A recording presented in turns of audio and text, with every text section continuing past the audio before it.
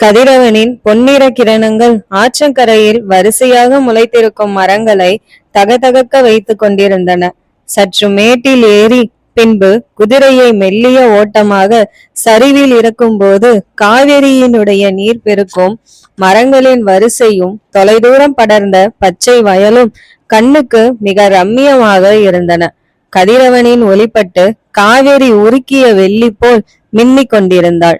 அந்த அலைகளில் இருந்து ஒரு முழ உயரத்திற்கு வெளிச்சம் தெரிந்து இமைக்க ஒட்டாமல் அந்த ஜலத்தையே பார்க்க வைத்தது. பகலில் ஓய்வெடுத்து கொண்ட உழவர் பெருமக்கள் அடுத்த கட்ட பணியை வயல்களில் துவங்கி இருந்தார்கள். ஆதிகேசவன் பிரம்மராயரின் குதிரைக்கு அருகே தன் குதிரையை ஓட்டியபடி அவரையே பார்த்தபடி தொடர்ந்து வந்தான். போரின் போதும் நீண்ட தூர பயணத்தின் போதும் அதிகாரி வேலையாள் என்ற பாகுபாடெல்லாம் இல்லை. அதிலும் குறிப்பாக மும்முடி சோழ பிரம்மராயரான கிருஷ்ணன் ராமன் அவ்விதம் பார்ப்பதில்லை. அவருக்கு ஒருவரை பிடித்து விட்டதென்றால் தோளில் கை போட்டு கொண்டு பரம சுகமாய் உரையாடுவார். பிடிக்கவில்லை என்றால் திரும்பி கூட பார்க்க மாட்டார். உண்மை, சுறுசுறுப்பான வேலை, தெளிவு போன்ற குணங்கள் உடையவரை அவர் மிகவும் நேசிப்பார். இழுத்து வைத்து கொண்டாடுவார். உண்மை சிறிது பிசகினாலும் ஏதோ ஒரு இடத்தில் பொய் சொல்ல முயற்சித்தாலும் அவர் அந்த மனிதரை அதற்கு பிறகு அருகே சேர்ப்பதில்லை. அவருக்கு கீழ் வேலை செய்யும் ஒற்றற்படை வீரர்களுக்கு சோழ தேசத்து மற்ற படை வீரர்களுக்கு இல்லாத பல சலுகைகள் உண்டு. அப்படி சலுகைகள் தரப்பட்டிருக்கின்றன என்பது அவருக்கும் மன்னனுக்கும் தவிர வேறு எவருக்கும் தெரியாது. அதே நேரம் ஒற்றர் படையினர் ஆடம்பரமாக இருப்பதை அவர் விரும்புவதில்லை. உனக்கு கொடுக்கப்பட்ட சன்மானங்கள் உன் வீட்டின் சுகத்திற்காக, உன் வீடு உன்னை மரியாதையுடன் போற்றுவதற்காக. நீ பட்டும் முத்தும் பவளமுமாய் வெளியே வந்தால் உன் மீது பார்வை அதிகம் போகும். ஒற்றர் படையில் இருப்பவன் பிரபலமாய் இருப்பது கூடாது. கும்பலோடு கும்பலாய் மிக மிக சாதாரணமாய் இருப்பதுதான் ஒற்றர் படையில் உள்ளவனுக்கு அழகு. தன்னை அலங்கரித்துக் கொள்கிறவனுக்கு என் இடத்தில் வேலை இல்லை என்று இறுக்கமாக பேசுவார். ஒழுக்கம் பற்றி அதிகம் வலியுறுத்துவார். பெண் சுகம் என்பது மிக முக்கியம். அது ஒரு தனி போஷாக்கு. நான் மறுக்கவில்லை. ஆனால் போகிற இடங்களில் எல்லாம் பாய் விரித்து படுக்காதே, வாய் வைத்து உண்ணாதே. மனைவியை தவிர வேறு யாரேனும் ஒரு தேவரடியாரோடு தொடர்பு வைத்துக்கொள். ஆட்டம் போடு. ஆனால் எல்லா பக்கமும் மனசை அலைய விடுகிறவன் இந்த ஒற்றன் வேலைக்கு லாய்க்கு இல்லாதவன். அப்படி எவரேனும் ஒரு தேவரடியாரோடு நீ சிநேகமாக இருந்தால் அந்த சிநேகம் உன்னை பற்றிய ரகசிய குறிப்புகளில் பதிவு செய்யப்பட வேண்டும். அவளும் நமது கண்காணிப்புக்கு உட்பட்டவள் ஆவாள் என்பதை புரிந்து கொள்ள வேண்டும். கிட்டத்தட்ட 1000 பேருடைய பிரம்மராயரின் ஒற்றர் படையில் உள்ள அத்தனை வீரர்கள் பெயரும் குடும்ப சரித்திரமும் பிரம்மராயருக்கு தெரியும். இந்த ஒரு குணமே ஒற்றர்களை அவர் மீது மிகுந்த மரியாதையுடன் பார்க்க வைத்தது.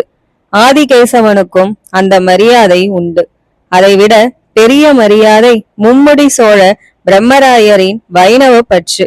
அதைவிட பெரிய மரியாதை அதை எல்லா நேரமும் பறையடித்து கொள்ளாமல் எப்போதேனும் ஒரு முறை தகுந்த ஆட்களிடம் அது பற்றி மனம் நெகிழ உரையாடுகின்ற விதம்.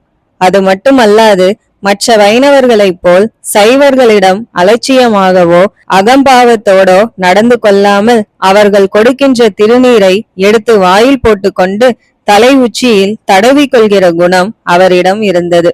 சைவர்கள் மிகுந்த சோழ சாம்ராஜ்யத்தில் மன்னரும் சைவராக இருக்க மகா மந்திரியும் சேனாதிபதியுமான கிருஷ்ணன் ராமன் வைணவராக இருந்தபடியால் வைஷ்ணவ விண்ணகரங்கள் அவைகளுக்கு உண்டான பங்கை பெற்று 6 கால பூஜையோடும் நல்ல வேலையாட்களோடும் நிபந்தங்கள் விட்ட நிலங்களோடும் செழிப்பாக இருந்தன.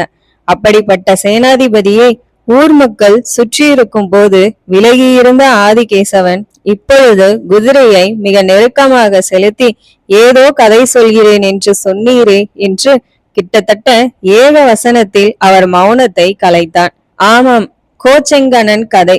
சட்டென்று கதையை தாண்டி மனம் வேறெங்கோ போய்விட்டது. இறை அனுபவம் என்பது எல்லாருக்குமா ஏற்பட்டு விடுகிறது? அறிவோ அதிகாரமோ பணபலமோ படைபலமோ இருந்தால் இறை அனுபவம் கிடைத்து விடுமா? காசு கொடுத்து எதை வேண்டுமானாலும் வாங்கலாம். இறை அனுபவத்தை எப்படி வாங்குவது? கோச்செங்கனானுக்கு ஒரு இறை அனுபவம் ஏற்பட்டது. ஆதிகேசவா, அவன் சைவன். வைணவத்தின் மீது அதிக பிடிப்பு இல்லாதவன். தன்னுடைய கோயில் என்று சிவன் இருக்கின்ற ஆலயத்தை கொண்டாடி விண்ணகரத்திற்கு அழுது அழுது கேட்டால் சிறிது கொடுக்கிறவன். சோழ தேசத்தை இன்றிலிருந்து 600 வருடங்களுக்கு முன்பு ஆட்சி செய்து கொண்டிருந்த கோச்செங்கனான் வடக்கே இருந்து வந்த எதிரிகளால் தாக்கப்பட்டு தேசத்தை விட்டு துரத்தப்பட்டான். காடுகளில் ஒளிந்து வாழ்ந்த கோச்செங்கனான் மணிமுத்தாறு நதிக்கரையில் முனிவர்கள் சிலரை கண்டு வணங்கினான். அவன் மன்னன் என்பதையும் அவன் நிர்கதியையும் புரிந்து கொண்ட முனிவர்கள் திருநறையூர் என்கிற இந்த நாச்சியார் கோவில் உப்பிலியப்பனுக்கு நேர்ந்து கொண்டு உபவாசம் இருந்தால் உடனே வெற்றி கிட்டும் என்று சொன்னார்கள். அதுவரை தீவிர சைவனாக இருந்த சோழ மன்னன் தன் நிர்கதியை உணர்ந்து ஸ்ரீனிவாசனை மனதார துதித்து, எனக்கு வெற்றி கிட்டினால் உனக்கு வேண்டியது செய்கிறேன் என்று சங்கல்பம் செய்து கொண்டு உபவாசம் இருந்தான். அடுத்த சில நாட்களில் மணிமுத்தாறு நதியில் மூழ்கி எழும் போது கைகளுக்குள் ஒரு வாள் சிக்கியது. அந்த வாளை தொடும்போதே ஒரு வீர உணர்வு உள்ளுக்குள் படர்ந்தது. இந்த வாள் தன்னை மறுபடியும் உயர்ந்த நிலைக்கு கொண்டு வரும் என்று தோன்றியது. அவன் அந்த வாளை இடுப்பில் தரித்து மறுபடியும் உப்பிலியப்பனை வணங்கி சிதறி கிடந்த தனது படைகளை ஒன்றை திரட்டி நல்ல நாள் பார்த்து தன் தேசத்தை அடைந்து அங்குள்ள மக்களுக்கு ரகசிய செய்தி கொடுத்து எதிரிகள் அறியா வண்ணம் மறுபடியும் காடுகளுக்கு போய் படைகளுக்கு நல்ல பயிற்சி கொடுத்து எதிரியை தாக்கி சோழ தேசத்தை கைப்பற்றி கொண்டு பிறகு ஓட ஓட எதிரியை அவருடைய எல்லையை தாண்டி பல காதம் துரத்தினான். சோழ தேசம் வெகு சீக்கிரம் விடுதலை பெற்றது. நன்றி மறவாத கோச்செங்கனான் ஸ்ரீனிவாசன் கோயிலில் தன் பெயரில் ஒரு திருமண மண்டபம் அமைத்து விமானத்திற்கு தங்கம் வேய்ந்து கோவிலுக்கு நல்ல விளைநிலங்கள் அளித்து மூலவருக்கு ஆபரணங்கள் பூட்டி மகிழ்ந்து தன் நன்றியை தெரிவித்தார். அந்த காலத்தில் தாம் செய்த நன்கொடைகளை கல்வெட்டில் எழுதி வைக்கும் பழக்கம் இல்லை. ஆனால் அப்போது வாழ்ந்த பெரியவர்கள் அரசர்கள் செய்த நல்லவற்றை தங்கள் பாடலிலே எழுதி வைத்தார்கள். செம்பியன் கோச்செங்கனான் சேர்ந்த கோயில் திருநறையூர் மணிமாடம் சேர்மின்களே, தெய்வவாள் வளங்கொண்ட சோழன் சேர்ந்த திருநறையூர் மணிமாடம் சேர்மின்களே என்று திருமங்கை ஆழ்வாரால் அந்த சோழ மன்னன் பாடப்பட்டான். அவன் 63 நாயன்மார்களில் சோழ நாயன்மாராக கருதப்பட்டான். இன்று நேற்றல்ல, வெகு காலம் முன்பு சைவ சமய மன்னனை நம் பெருமாள் கவர்ந்து கைகூப்பி தொழ வைத்திருக்கிறார். நமது மன்னரையும் நம் பெருமாள் கவரலாகாதா ஆதிகேசவா? ஆதிகேசவன் பேசாது அவரையே பார்த்தபடி வந்தான்.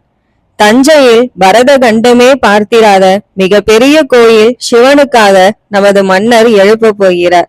பல ஆயிரக்கணக்கான கல் தச்சர்களை தஞ்சைக்கு வரவழைத்து மிக பெரிய கற்றளி அமைக்கப் போகிறார். அந்த வேலையை அவர் மனதுக்குள் துவங்கிவிட்டது எனக்கு தெரிகிறது. அதற்காகவே அவர் இடைவிடாது சிந்தித்துக் கொண்டிருப்பதை நான் உணர்கிறேன். அதனுடைய முதற்கட்டமாய் தேவரடியார்கள் காஞ்சிபுரத்திலிருந்து வரைபடங்கள் கொண்டு வந்திருக்கிறார்கள். இனி அடுத்த சில வருடங்கள் மாமன்னர் ராஜராஜர் கட்டுகின்ற கோயிலுடைய நினைப்பாகவே நம் வாழ்க்கை நகர்ந்து வந்துவிடும். என்ன இருந்தாலும் நான் வைணவன் அல்லவா ஆதிகேசவா? இப்படி ஒரு கோயில் நம் பெருமாளுக்கும் எழுப்ப எவராது முன்வர வேண்டுமே என்று தோன்றுகிறது. அப்படி ஒரு ஆசை வருகிறது. உயரமும் அகலமுமான கோயில் கூட தேவையில்லை. இருக்கின்ற விண்ணகரங்களை சுத்தப்படுத்தி உள்ளுக்குள் இருக்கின்ற சிலைகளை செப்பனிட்டு எல்லா பகுதிகளிலும் பிரபந்தங்கள் பாட நிபந்தங்கள் விட்டு வைணவத்தை ஆதரிக்கின்ற திரிதண்டி சந்நியாசிகளுக்கு உணவிட்டு உபசரிக்க வேண்டும். இதை அரசாங்கத்தில் எவரேனும் செய்தால் கூட போதும். திரும்ப திரும்ப நானே விண்ணகரத்திற்கு செய்து கொண்டிருப்பது எவருக்கேனும் கசப்பை ஏற்படுத்துமோ என்ற அச்சம் எனக்குள் இருக்கிறது. ஆகவேதான் வைஷ்ணவனான நான் இதை செய்யாமல் சைவம் சார்ந்த அவராவது விண்ணகரங்களுக்கு நிபந்தங்கள் விட்டால் உதவி செய்தால் அது பொருத்தமுடையதாக இருக்கும். வெகு நிச்சயம் சமய சண்டைகளை சோழ தேசத்தில் குறைக்கும். பிரம்மராயர் கூறினார். நன்றாக சொன்னீர்கள். உங்களுடைய ஏக்கம் எனக்கு மிகவும் புரிகிறது. உயரமான கோயில் வேண்டாம், இருக்கின்ற கோயிலை பராமரித்தால் போதும் என்று சொன்னீர்கள் பாரும். இது 1000ல் ஒரு வார்த்தை.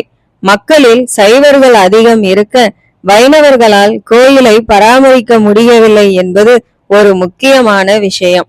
சிவனடியார்கள் செல்வ செழிப்பில் இருக்க வைஷ்ணவ திரிதண்டி சந்நியாசிகள் சற்று இளைப்பாகத்தான் இருக்கிறார்கள். இதை நாம் சுட்டி காட்டினால் நம்மை அவர்கள் எதிரியாக நினைக்க வாய்ப்பு இருக்கிறது. சரி, அரசர் விண்ணகரத்திற்கு எதுவும் செய்ததில்லையா? ஆதிகேசவன் கேட்டான். நிறைய செய்திருக்கிறார், இன்னமும் செய்வார், பிரம்மராயர் பதில் சொன்னார். ஆனால் நீங்கள் என்ன செய்தீர்கள் சைவத்திற்கு என்று உடனடியாக அவர்கள் உங்களை கேட்கக்கூடும். ஆதிகேசவன் சொல்ல பிரம்மராயர் சட்டென்று திரும்பினார். பிரம்மராயரின் குதிரை இடதும் வலதும் நகர்ந்து ஆதிகேசவனின் குதிரையை இடித்தது. ஓ, அப்படி ஒரு கேள்வி என் மீது வரும் என்று நினைக்கிறாயா? பிரம்மராயர் ஆதிகேசவனிடம் கேட்டார். நிச்சயம் வரும். நீங்கள் இது குறித்து கேள்வி எழுப்பினால் பதில் கேள்வி சைவர்கள் எழுப்ப மறுப்பார்களா? ஆதிகேசவன் பதிலுரைத்தான்.